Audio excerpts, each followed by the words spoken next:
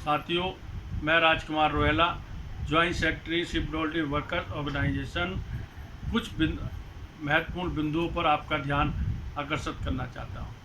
साथियों, Indian public service employees foundation ने आने वाली 14 अगस्त को अधिकार दिवस मनाने का संकल्प लिया है।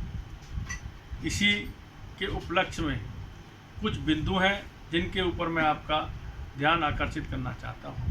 साथियों, हमें अधिकार दिवस क्यों मनाना पड़ा, इसका मेन उद्देश्य क्या है? अधिकार दिवस मनाने का पहला उद्देश्य ये है कि सरकार द्वारा हमारे अधिकारों का हनन हो रहा है। जैसा कि आपको पता है कि पुरानी पेंशन स्कीम को समाप्त करके न्यू पेंशन स्कीम को लागू किया गया, एनपीएस को लागू किया गया। हमारी जो मुख्य मांग है वो पुरानी पेंशन स्कीम को बहाल किया जाए, नई पेंशन स्कीम को समाप्त किया जाए। और इसके जैसा कि आपको पता है साथियों कि केंद्र सरकार कुछ महत्वपूर्ण विभागों को सरकार की नीतियों और अफसरों की मिली भगत के कारण निजी कंपनियों के हाथों सौंपने जा रही है।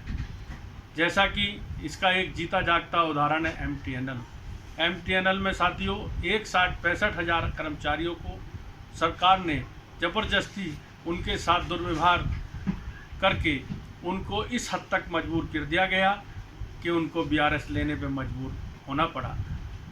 दूसरा एक महत्वपूर्ण विभाग है रेलवे, जो भारत सरकार का बहुत ही महत्वपूर्ण विभाग है।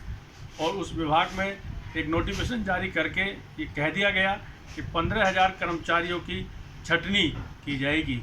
और एक तीसरा विभाग है जो है केंद्रीय लोक निर्माण विभाग, जिसको शॉर्टकट में लोग सीपीडब्ल्यूडी के नाम से जानते हैं। इसकी कुछ महत्वपूर्ण इंक्वायरियों को सरकार ने निजीकरण के हाथों सौंप दिया गया है। वो इंक्वायरियाँ इस प्रकार हैं कि फिरोसा रोड, कुशक रोड, सांझा रोड और पंडारा रोड। ये महत्वपूर्ण 4-5 इंक्वायरियाँ वीवीआईपी इंक्वायरियाँ हैं जो हमेशा अपने काम से कभी पीछे नहीं हटती। कोविड-19 महामारी को देखते हुए इन इंक्वायरियों पे हर समय वर्कर तैयार रहा और हर समय वीवीआईपी इंक्वायरियों का मेंटेनेंस सर्वप्रथम सेवा के लिए केंद्र कर्मचारी तत्पर रहा। इस कोविड-19 महामारी में भी गवर्नमेंट कर्मचारी ही सबसे आगे कंधे से कंधा मिलाकर सरकार के साथ खड़ा रहा।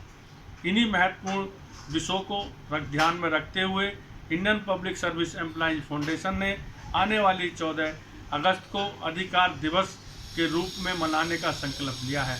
मेरी आप सभी साथियों से प्रार्थना है कि आप इस संकल्प दिवस को सफल बनाएं और ज़्यादा से ज़्यादा संख्या में इसमें भाग लें, चाहे वो किसी भी विभाग का हो, केंद्र का हो, राज्य का हो और कोई भी विभाग हो।